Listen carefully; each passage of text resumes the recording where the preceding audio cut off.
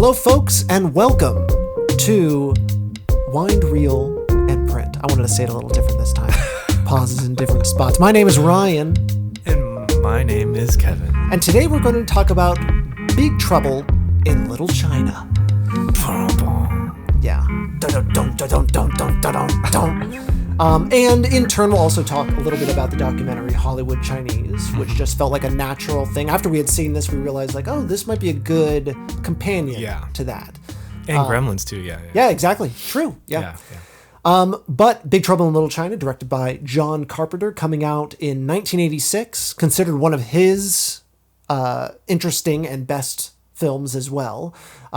Another one of his Kurt Russell vehicles. About going into, basically stumbling into the mystic world of Chinatown, San Francisco. The movie obviously plays up a lot of the definitely stereotypes of the time and of Chinatown just in movies in general. But I would contend to say it does it in a knowing way and isn't derogatory necessarily. What do you think? Just to dive right into it. I feel like there's a conversation, I guess, there. I feel like, I guess, I don't know. To me, there's a disconnect between what the filmmakers say and then what the film says. Yeah. Because from what my understanding is that, like, Carpenter created this film with the intention of, like, subverting these stereotypes. Yeah. Specifically with, like, the white lead character and the Asian sidekick, and intentionally switching their roles. Yeah, and that he's, like, playing with that kind of quote unquote subversion. Yeah.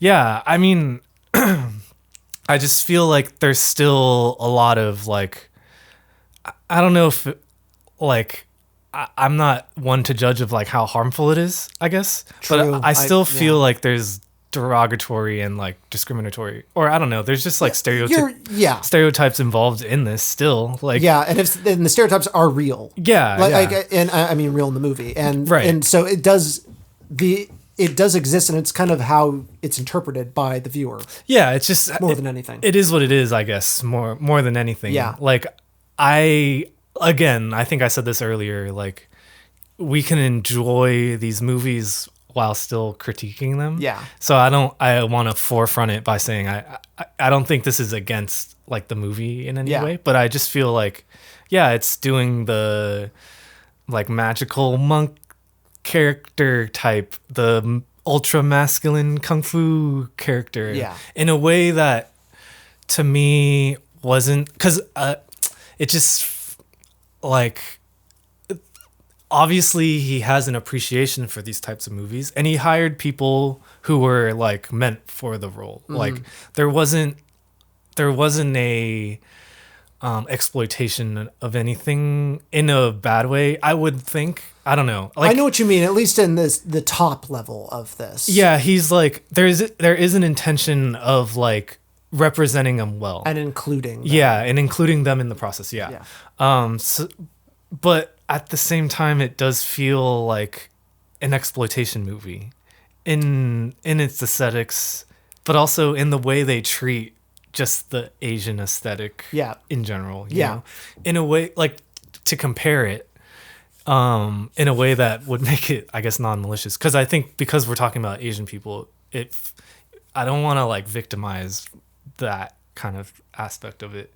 Like, with The Little Shop of Horrors and the way Roger Corman represents Jewish people could be seen as derogatory or stereotypical in a way that's harmful to Jewish people. Yeah. But because I guess my explanation of it is, like, because you're dealing in an exploitation movie, that's kind of the basis of what this mode of filmmaking is doing. Yeah.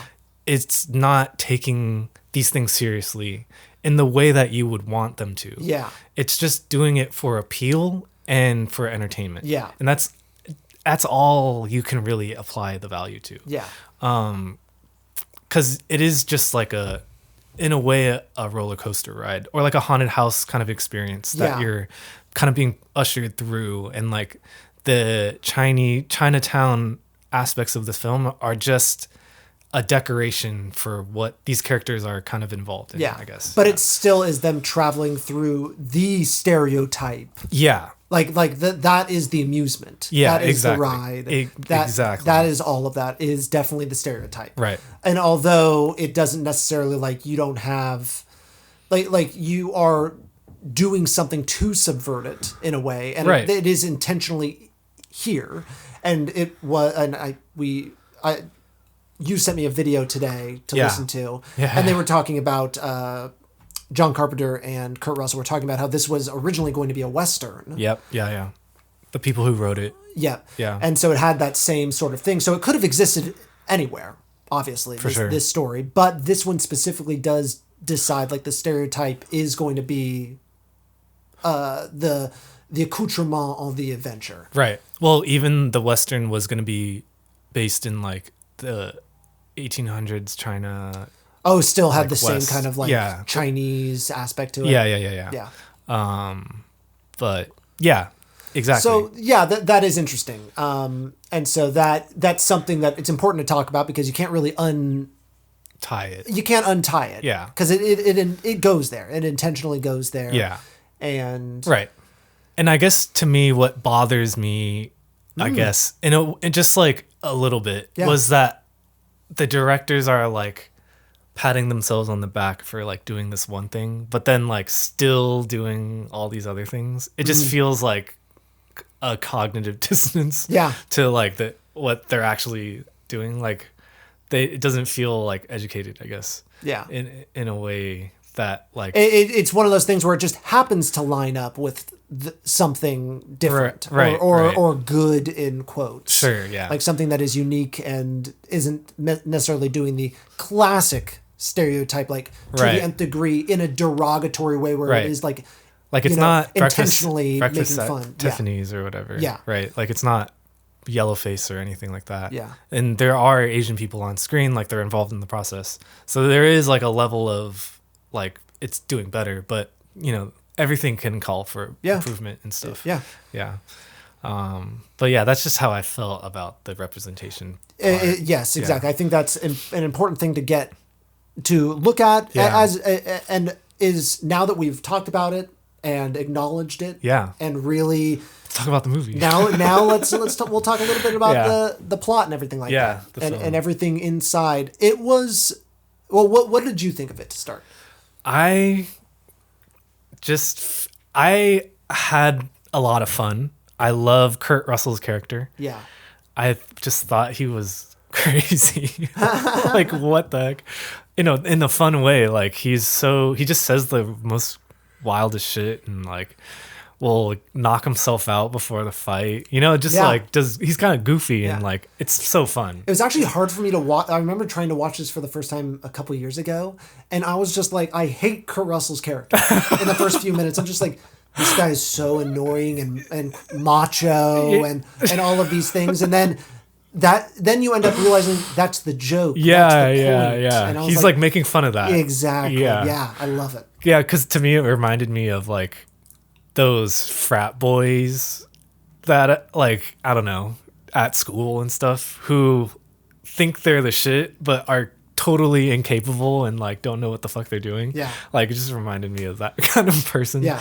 What was nice was he was also just a genuinely good character. Yeah, mostly. yeah. Obviously, he gets a little pushy with the ladies. Yeah, he's kind in of a classic action macho hero way. man. Yeah, yeah. But kind of self. It's like the film being self-acknowledging of that. Yes. Yeah. The film is it is John Carpenter making a B movie. Yeah. Right. Yeah, exactly. And we've kind of talked about B movie, maybe not on this pod, outside of this pod. We've talked about B movie as a genre. Yeah. And that aesthetic. Right. And how Quentin Tarantino used that aesthetic to like the nth degree. And this is a good example. John Carpenter was a master of kind of creating these aesthetics and these styles and taking genre all the way to the limits. Right. And also doing something interesting and unique with it too. Right. For sure. Because a classic B-movie version of this would be so racist. Yeah. It would be insane. Like, it would be off the charts racist. Like full exploitation. Full exploitation. Yeah, you would have you'd have white people playing Asian parts. Yeah. And it would be so bad. Like, And I mean, maybe even 20 years before, maybe this couldn't have even existed until this moment. Yeah. And then I felt a way about how they represented like the Asian women in this film, like still kind of showing them as like submissive and quiet, and I don't think they spoke at all. Like they was just like very problematic to me. I do not think a single one of them speaks. They're just there, I guess maybe the love interest like does say something like at some point, but it is nothing. That's a very good point. So I guess there's that. So nothing's perfect. Yeah, exactly. No.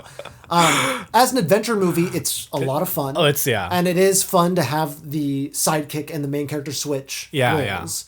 It was funny in that way. Yeah, I did love how it just delved deeper and deeper and got stranger and stranger, all the way to the point where there's like a Bigfoot style monster and a weird flying head. It really got to the John Carpenter part of the movie. It got so weird, which I really, really liked. How practical it was, and all of those neon lights like around all of the statues and stuff. It had just a really amazing aesthetic to it. Yeah. That I loved. I mean, it was all a set, right? Like the whole thing was built. So they really kind of go crazy. And they drove a fucking semi-truck through the set. Kurt Russell actually drove it. Yeah. It's good. So good. Yeah. I feel like, I also had I feel like the directing could have been better in the terms of performances. Mm-hmm. I feel like I don't know, there was something about the Kurt Russell character not fitting in with the Asian characters, and maybe I guess that's part of the point, but I think in terms of performance, it didn't feel like melded for me. Like it felt like they were in two different movies. I completely agree. Yeah, it doesn't feel like they're talking to each other. They're kind of talking at each other. Yeah, exactly. They're doing lines at each other. Right. I think I wrote in my review something along the lines of, it feels like a frat boy got lost in an East-West Players stage performance. Yeah. Because I feel a lot of these Asian actors are like really good acting. They're like really, like they're doing stellar performances, but it feels like they're doing a theater performance. Yeah. Like it doesn't feel like they're in a comedy, or they are taking their characters very seriously in a way that I feel like contradicts the tone of what the film is supposed to be. And I think that's, I think that's the intention. Yeah. Yeah. Is definitely to take what could be and maybe should be just like, it's not so funny. Right. But you put all of these aspects and you kind of turn on its head, and it's very goofy. It is goofy. It is very goofy. Yeah. The fact like literally shooting the ceiling, like you mentioned earlier, and rocks falling on his head. It was a terrible shot, but it was so fun. I was like, oh my God, what the fuck? It was so stupid and great.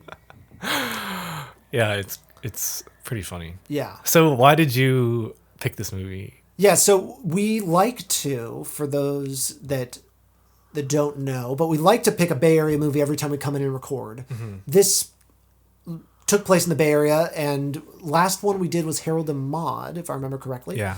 And so another, like, the Bay Area is a location in a lot of ways. Harold and Maude, Bay Area is just a location. It doesn't really play that much. They go to places we've been to and things like that. Like, it's not a character. It's not a character. Obviously, this is like in the title. Yeah.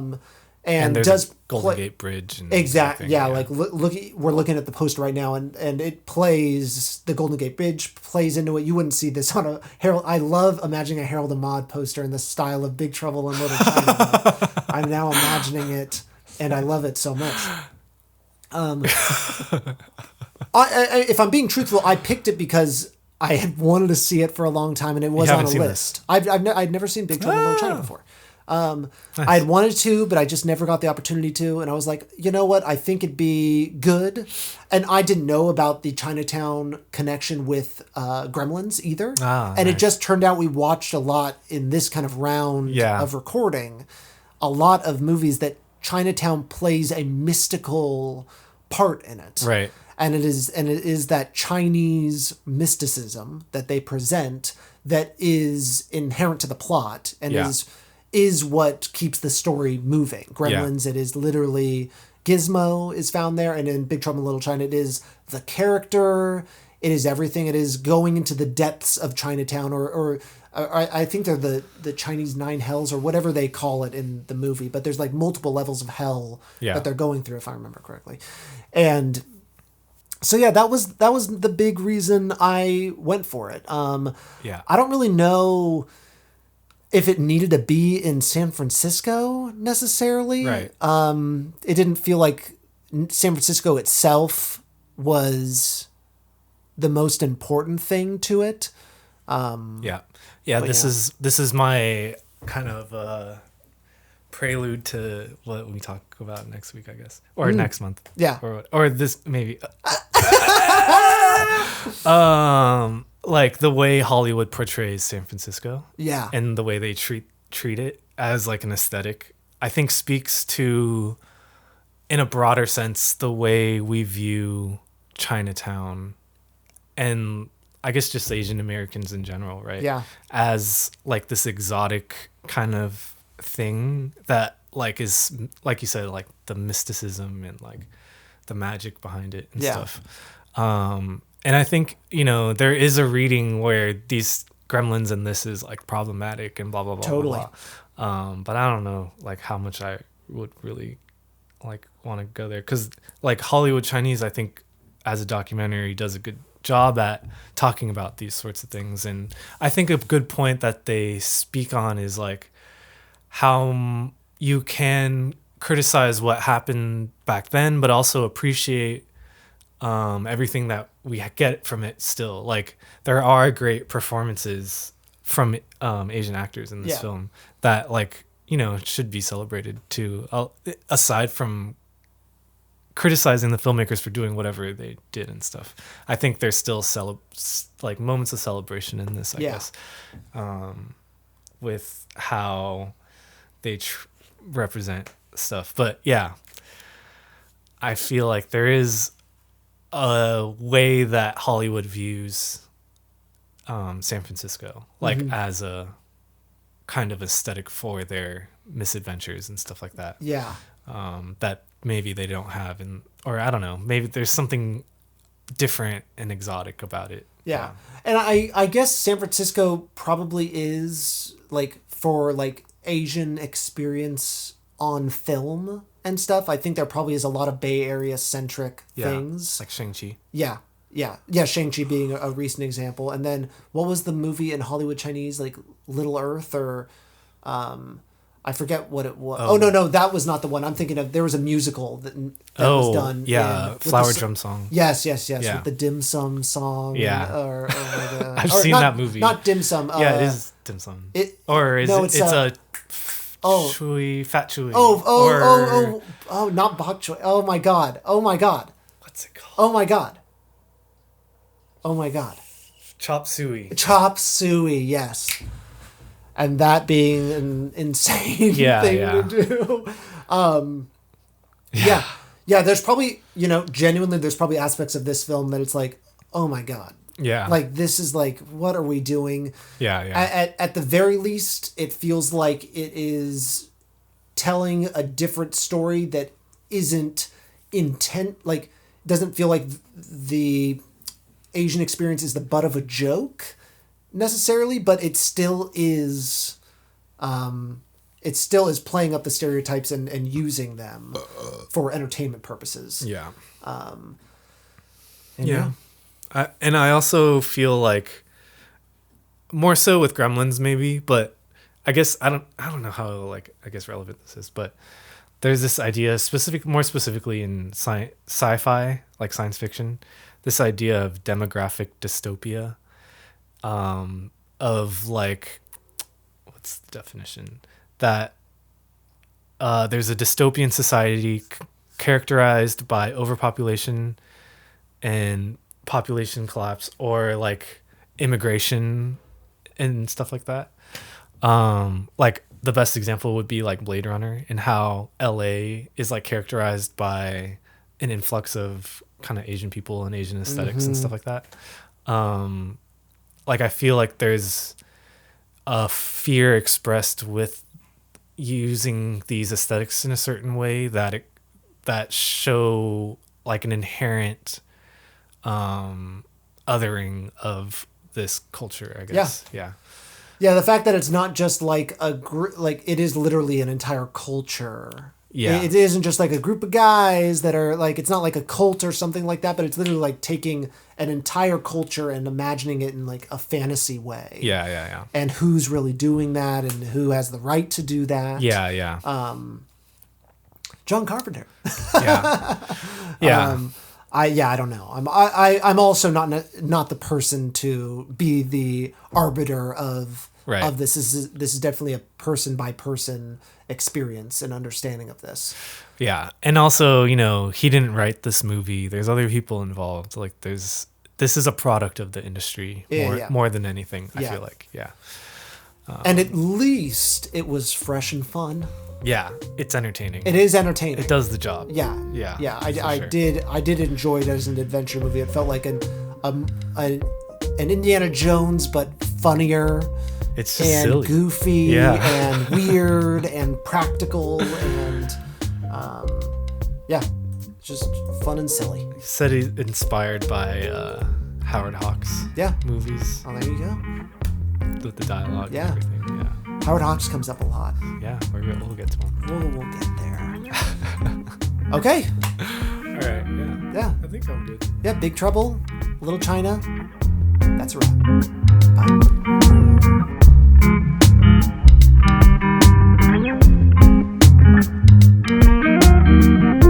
Wind Reel and Print is a podcast by Salad Brain Productions. You can find us online on Instagram at Wind Reel and Print Pod. You can also find us wherever you get your podcasts. And please, if you like the show, leave a rating and review. We'll see you next time.